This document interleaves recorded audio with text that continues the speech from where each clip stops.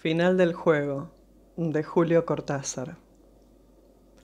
Con Leticia y Yolanda íbamos a jugar a las vías del Central Argentino los días de calor, esperando que mamá y tía Ruth empezaran su siesta para escaparnos por la Puerta Blanca. Mamá y tía Ruth estaban siempre cansadas después de lavar la loza, sobre todo cuando Yolanda y yo secábamos los platos, porque entonces había discusiones, cucharitas por el suelo, frases que solo nosotras entendíamos, y en general un ambiente en donde el olor a grasa, los maullidos de José y la oscuridad de la cocina acababan en una violentísima pelea y el consiguiente desparramo. Holanda se especializaba en armar esta clase de líos, por ejemplo, dejando caer un vaso ya lavado en el tacho de agua sucia, o recordando como al pasar que en la casa de las de Loza había 2 sirvientas para todo servicio. Yo usaba otros sistemas. Prefería insinuarle a tía Ruth que se le iban a paspar las manos y seguía fregando cacerolas, en vez de dedicarse a las copas o los platos, que era precisamente lo que le gustaba lavar a mamá, con lo cual las enfrentaba sordamente en una lucha de ventajeo por la cosa fácil. El recurso heroico, si los consejos y las largas recordaciones familiares empezaban a saturarnos, era volcar agua hirviendo en el lomo del gato. Es una gran mentira eso del gato escaldado, salvo que haya que tomar al pie de la letra la resistencia al agua fría, porque de la caliente José no se alejaba nunca, y hasta parecía ofrecerse, pobre animalito, a que le volcáramos media taza de agua a 100 grados o poco menos. Bastante menos, probablemente, porque nunca se le caía el pelo. La cosa es que ardía Troya, y en la confusión coronada por el espléndido si bemol de tía Ruth y la carrera de mamá en busca del bastón de los castigos, Holanda y yo nos perdíamos en la galería cubierta hacia las piezas vacías del fondo, donde Leticia nos esperaba leyendo a Ponzón du Terré, lectura inexplicable. Por lo general, mamá nos perseguía un buen trecho, pero las ganas de rompernos la cabeza se le pasaban con gran rapidez, y al final habíamos trancado la puerta y le pedíamos perdón con emocionantes partes teatrales, se cansaba y se iba, repitiendo la misma frase. Acabarán en la calle estas malnacidas. Donde acabábamos eran las vías del Central Argentino, cuando la casa quedaba en silencio, y veíamos al gato tenderse bajo el limonero para hacer él también su siesta perfumada y zumbante de avispas. Abríamos despacio la puerta blanca y al cerrarla otra vez era como un viento, una libertad que nos tomaba de las manos, de todo el cuerpo, y nos lanzaba hacia adelante. Entonces corríamos buscando impulso para trepar de un envión al breve talud del ferrocarril, encaramadas sobre el mundo, contemplábamos silenciosas nuestro reino. Nuestro reino era así. Una gran curva de las vías acababa su comba justo frente a los fondos de nuestra casa. No había más que el balasto, los durmientes y la doble vía, pasto ralo y estúpido entre los pedazos de adoquín, donde la mica, el cuarzo y el feldspato, que son los componentes del granito, brillaban como diamantes legítimos contra el sol de las 2 de la tarde. Cuando nos agachábamos a tocar las vías, sin perder tiempo porque hubiera sido peligroso quedarse mucho ahí, no tanto por los trenes como por los de casa si nos llegaban a ver, nos subía a la cara el fuego de las piedras, y al pararnos contra el viento del río, era un calor mojado pegándose a las mejillas y las orejas. Nos gustaba flexionar las piernas y bajar, subir, bajar otra vez, entrando en una y otra zona de calor, estudiándonos las caras para apreciar la transpiración, con lo cual al rato éramos una sopa. Y siempre calladas, mirando al fondo de las vías o el río al otro lado, el pedacito de río color café con leche. Después de esta primera inspección del reino, bajábamos el talud y nos metíamos en la mala sombra de los sauces pegados a la tapia de nuestra casa, donde se abría la puerta blanca. Allí estaba la capital del reino, la ciudad silvestre y la central de nuestro juego. La primera en iniciar el juego era Leticia, la más feliz de las 3 y la más privilegiada. Leticia no tenía que secar los platos, ni hacer las camas, podía pasarse el día leyendo o pegando figuritas, y de noche la dejaban quedarse hasta más tarde si lo pedía. aparte de la pieza solamente para ella, el caldo de hueso y toda clase de ventajas.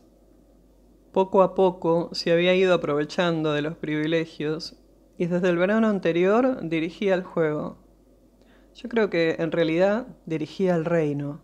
Por lo menos se adelantaba a decir las cosas y Yolanda y yo aceptábamos sin protestar, casi contentas.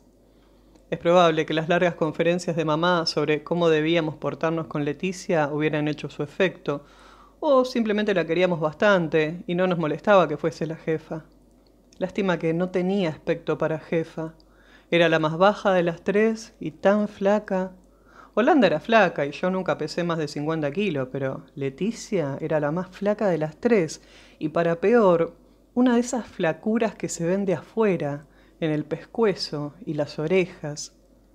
Tal vez el endurecimiento de la espalda la hacía parecer más flaca, como casi no podía mover la cabeza a los lados, daba la impresión de una tabla de planchar parada, de esas forradas de género blanco como había en casa de las de loza. Una tabla de planchar con la parte más ancha para arriba, parada contra la pared, y nos dirigía. La satisfacción más profunda era imaginarme que mamá o tía Ruth se enteraran un día del juego. Si llegaban a enterarse del juego se iba a armar una merezunda increíble. El si bemol y los desmayos, las inmensas protestas de devoción y sacrificio malamente recompensados, el amontonamiento de invocaciones a los castigos más célebres, para rematar con el anuncio de nuestros destinos, que consistían en que las tres terminaríamos en la calle. Esto último siempre nos había dejado perplejas porque terminar en la calle nos parecía bastante normal. Primero Leticia nos sorteaba. Usábamos piedritas escondidas en la mano, contar hasta 21, cualquier sistema. Si usábamos el de contar hasta 21, imaginábamos 2 o 3 chicas más y las incluíamos en la cuenta para evitar trampas. Si una de ellas salía 21, la sacábamos del grupo y sorteábamos de nuevo, hasta que nos tocaba una de nosotras. Entonces Holanda y yo levantábamos la piedra y abríamos la caja de los ornamentos. Suponiendo que Holanda hubiese ganado, Leticia y yo escogíamos los ornamentos. El juego marcaba 2 formas: estatuas y actitudes. Las actitudes no requerían ornamentos, pero sí mucha expresividad. Para la envidia, mostrar los dientes, crispar las manos y arreglárselas de modo de tener un aire amarillo. Para la caridad, el ideal era un rostro angélico, con los ojos vueltos al cielo, mientras las manos ofrecían algo, un trapo, una pelota, una rama de sauce, a un pobre huerfanito invisible. La vergüenza y el miedo eran fáciles de hacer. El rencor y los celos exigían estudios más detenidos. Los ornamentos se destinaban casi todos a las estatuas, donde reinaba una libertad absoluta. Para que una estatua resultara, había que pensar bien cada detalle de la indumentaria. El juego marcaba que la elegida no podía tomar parte en la selección. Las 2 restantes debatían el asunto y aplicaban luego los ornamentos. La elegida debía inventar su estatua aprovechando lo que le habían puesto, y el juego era así mucho más complicado y excitante porque a veces había alianzas en contra, y la víctima se veía ataviada con ornamentos que no le iban para nada. De su viveza dependía entonces que inventara una buena estatua. Por lo general, cuando el juego marcaba actitudes, la elegida salía bien parada, pero hubo veces en que las estatuas fueron fracasos horribles. Lo que cuento empezó vaya a saber cuándo, pero las cosas cambiaron el día en que el primer papelito cayó del tren. Por supuesto que las actitudes y las estatuas no eran para nosotras mismas, porque nos hubiéramos cansado enseguida.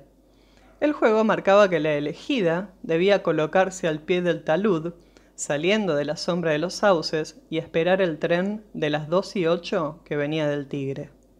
A esa altura de Palermo, los trenes pasan bastante rápido y no nos daba vergüenza hacer la estatua o la actitud. Casi no veíamos a la gente de las ventanillas, pero con el tiempo llegamos a tener práctica y sabíamos que algunos pasajeros esperaban vernos. Un señor de pelo blanco y anteojos de carey sacaba la cabeza por la ventanilla y saludaba a la estatua o la actitud con el pañuelo. Los chicos que volvían del colegio sentados en los estribos gritaban cosas al pasar, pero algunos se quedaban serios mirándonos. En realidad la estatua o la actitud no veía nada por el esfuerzo de mantenerse inmóvil, pero las otras dos bajo los sauces analizaban con gran detalle el buen éxito o la indiferencia producidos.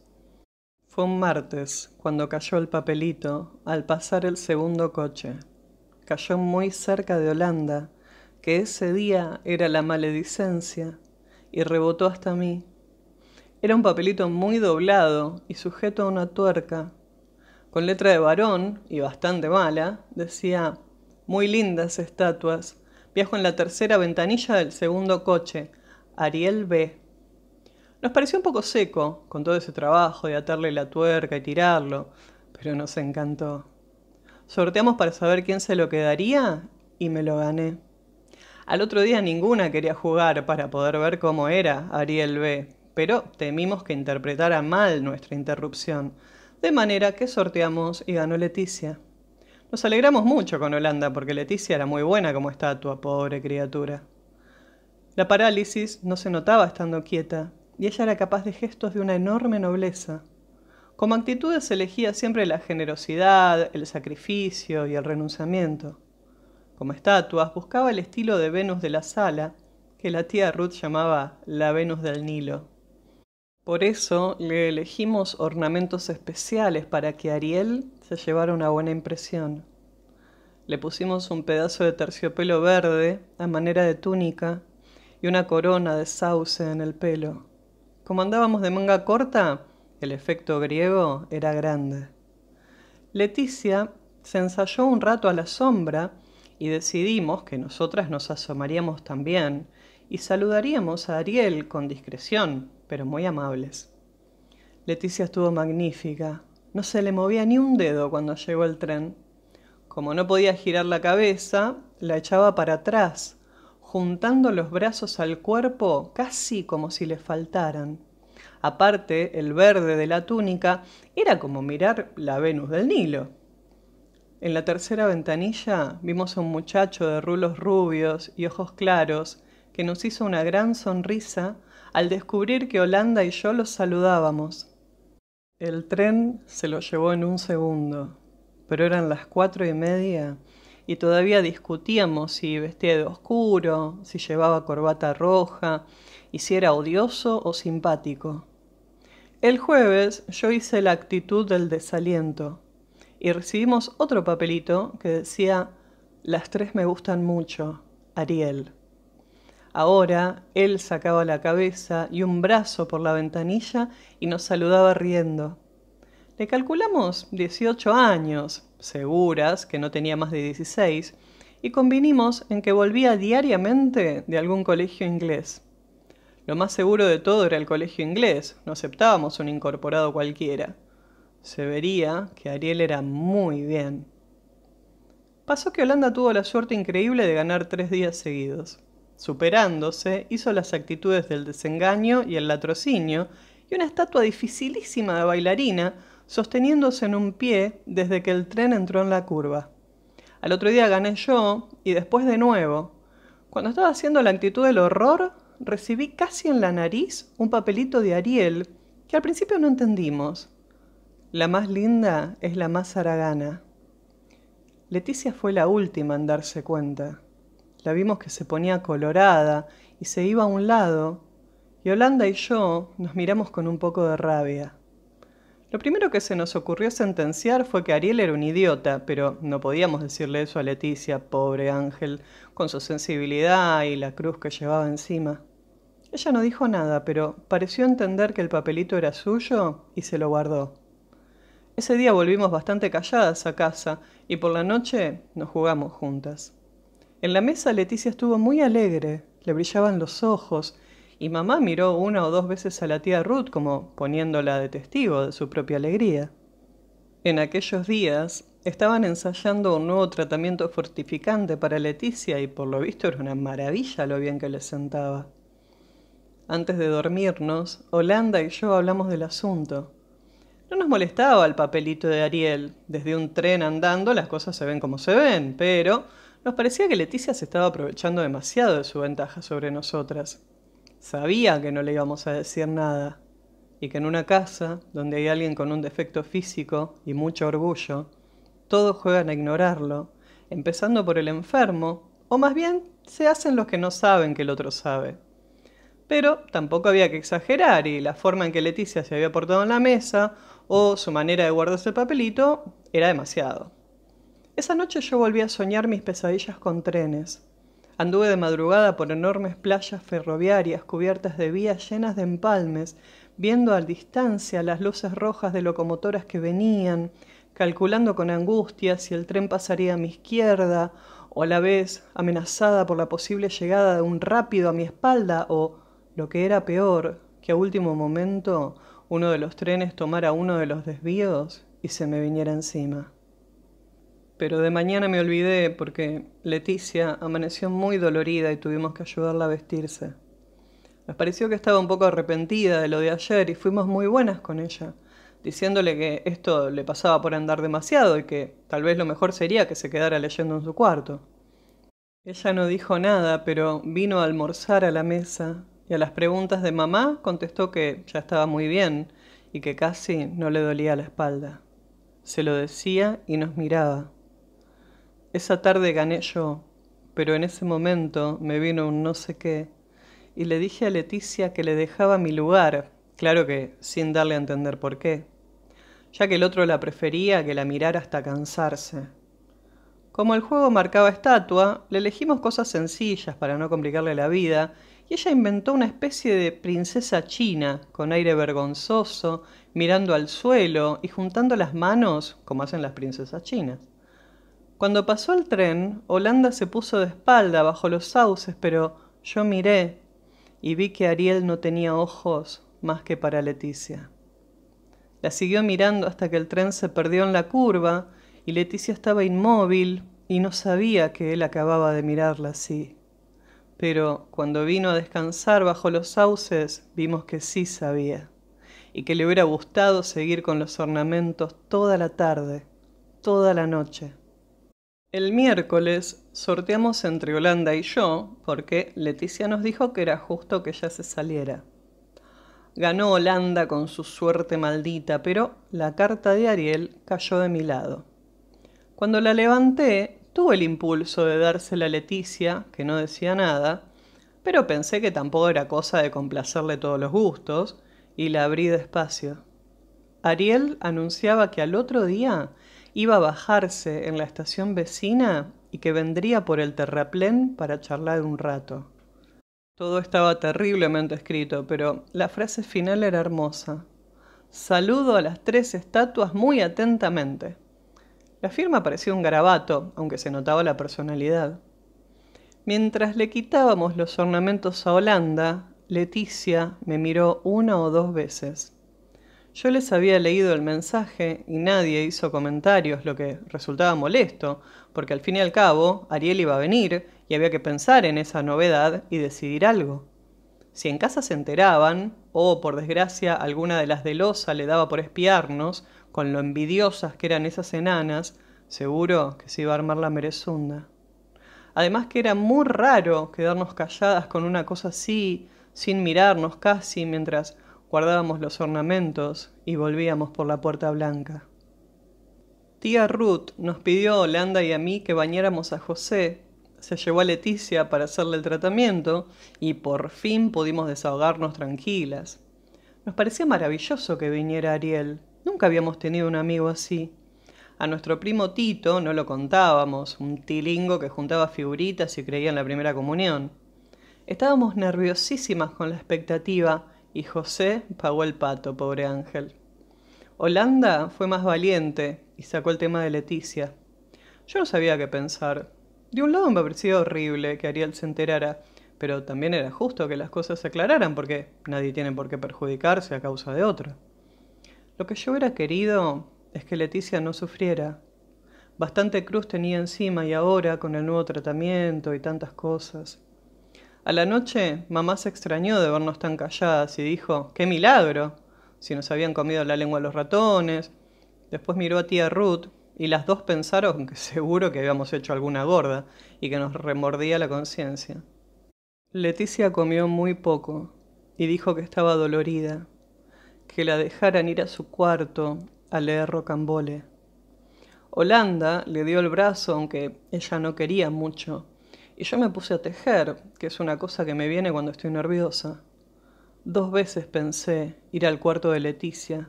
No me explicaba qué hacían esas dos ahí solas, pero Holanda volvió con aire de gran importancia y se quedó a mi lado sin hablar, hasta que mamá y tía Ruth levantaron la mesa.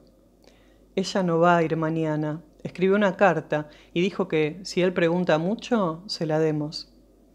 Entornando el bolsillo de la blusa, me hizo ver un sobre violeta. Después nos llamaron para sacar los platos, y esa noche nos dormimos casi enseguida por todas las emociones y el cansancio de bañar a José. Al otro día me tocó a mí salir de compras al mercado y en toda la mañana no vi a Leticia, que seguía en su cuarto. Antes que llamaran a la mesa, entré un momento y la encontré al lado de la ventana, con muchas almohadas y el tomo 9 de Rocambole. Se veía que estaba mal, pero se puso a reír y me contó de una abeja que no encontraba la salida y de un sueño cómico que había tenido. Yo le dije que era una lástima que no fuera a venir los sauces, pero me parecía tan difícil decírselo bien. Si querés podemos explicarle a Ariel que estabas descompuesta, le propuse, pero ella decía que no y se quedaba callada.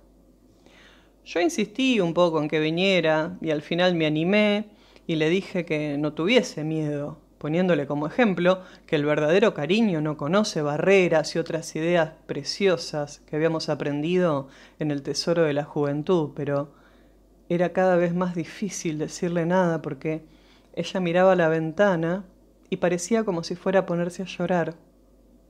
Al final me fui diciendo que mamá me precisaba. El almuerzo duró días y Holanda se ganó un sopapo de tía Ruth por salpicar el mantel con tuco. No me acuerdo de cómo secamos los platos. De repente estábamos en los sauces y las dos nos abrazamos llenas de felicidad y nada celosas una de otra. Holanda me explicó todo lo que teníamos que decir sobre nuestros estudios para que Ariel se llevara una buena impresión, porque los de secundario desprecian a las chicas que no han hecho más que la primaria y solamente estudian corte y repujado al aceite. Cuando pasó el tren de las 2:08, Ariel sacó los brazos con entusiasmo y con nuestros pañuelos estampados le hicimos señas de bienvenida.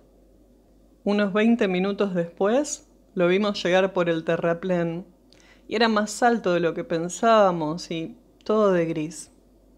No me acuerdo de lo que hablamos al principio. Él era bastante tímido a pesar de haber venido y los papelitos y decía cosas muy pensadas. Casi enseguida nos elogió mucho las estatuas y las actitudes y preguntó cómo nos llamábamos y por qué faltaba la tercera. Holanda explicó que Leticia no había podido venir y él dijo que era una lástima y que Leticia le parecía un nombre precioso. Después nos contó cosas del industrial, que por desgracia no era un colegio inglés, y quiso saber si le mostraríamos los ornamentos. Holanda levantó la piedra y le hicimos ver las cosas. A él parecían interesarle mucho, y varias veces tomó alguno de los ornamentos y dijo, «Este lo llevaba Leticia un día», o «Este fue para la estatua oriental», con lo que quería decir la princesa china. Nos sentamos a la sombra de un sauce y él estaba contento, pero distraído. Se veía que solo se quedaba de bien educado. Holanda me miró 2 o 3 veces cuando la conversación decaía y eso nos hizo mucho mal a las dos. Nos dio deseos de irnos o que Ariel no hubiese venido nunca. Él preguntó otra vez si Leticia estaba enferma y Holanda me miró y yo creí que iba a decirle, pero en cambio contestó que Leticia no había podido venir. Con una ramita, Ariel dibujaba cuerpos geométricos en la tierra y de cuando en cuando miraba la puerta blanca y nosotras sabíamos lo que estaba pasando, por eso Holanda hizo bien en sacar el sobre violeta y alcanzárselo. Y él se quedó sorprendido con el sobre en la mano, después se puso muy colorado mientras le explicábamos que eso se lo mandaba Leticia y se guardó la carta en el bolsillo de adentro del saco sin querer leerla delante de nosotras. Casi enseguida dijo que había tenido un gran placer y que estaba encantado de haber venido, pero su mano era blanda y antipática, de modo que fue mejor que la visita se acabara. Aunque más tarde no hicimos más que pensar en sus ojos grises y en esa manera triste que tenía de sonreír. También nos acordamos de cómo se había despedido diciendo «hasta siempre», una forma que nunca habíamos oído en casa y que nos pareció tan divina y poética. Todo se lo contamos a Leticia, que nos estaba esperando debajo del limonero del patio. Y yo hubiese querido preguntarle qué decía su carta, pero me dio no sé qué, porque ella había cerrado el sobre antes de confiárselo a Holanda, así que no le dije nada y solamente le contamos cómo era Ariel y cuántas veces había preguntado por ella. Esto no era nada fácil de decírselo porque era una cosa linda y mala a la vez. Nos dábamos cuenta de que Leticia se sentía muy feliz y al mismo tiempo estaba casi llorando, hasta que nos fuimos diciendo que tía Ruth nos precisaba y la dejamos mirando las avispas del limonero. Cuando íbamos a dormirnos esa noche, Holanda me dijo, vas a ver que mañana se acaba el juego. Pero se equivocaba, aunque no por mucho, y al otro día Leticia nos hizo la seña convenida en el momento del postre. Nos fuimos a lavar la loza bastante asombradas y con un poco de rabia, porque eso era una desvergüenza de Leticia y no estaba bien. Ella nos esperaba en la puerta y casi nos morimos de miedo cuando al llegar a los sauces vimos que sacaba del bolsillo el collar de perlas de mamá y todos los anillos, hasta el grande con rubí de tía Ruth. Si las de loza espiaban y nos veían con las alhajas, seguro que mamá iba a saberlo enseguida y que nos mataría, enanas asquerosas. Pero Leticia no estaba asustada y dijo que si algo sucedía, ella era la única responsable. Quisiera que me dejaran hoy a mí, agregó sin mirarnos. Nosotras sacamos enseguida los ornamentos, de golpe queríamos ser tan buenas con Leticia, darle todos los gustos y eso, que en el fondo nos quedaba un poco de encono. Como el juego marcaba estatua, le elegimos cosas preciosas que iban bien con las alhajas, muchas plumas de pavo real para sujetar el pelo, una piel que de lejos parecía un zorro plateado y un velo rosa que ella se puso como un turbante. La vimos que pensaba, ensayando la estatua, pero sin moverse, y cuando el tren apareció en la curva, fue a ponerse al pie del talud con todas las alhajas que brillaban al sol. Levantó los brazos como si en vez de una estatua fuera a ser una actitud, y con las manos señaló el cielo mientras echaba la cabeza hacia atrás, que era lo único que podía hacer, pobre, y doblaba el cuerpo hasta darnos miedo. Nos pareció maravillosa, la estatua más regia que había hecho nunca, y entonces vimos a Ariel que la miraba, salido de la ventanilla la miraba solamente a ella, girando la cabeza y mirándola sin vernos a nosotras, hasta que el tren se lo llevó de golpe.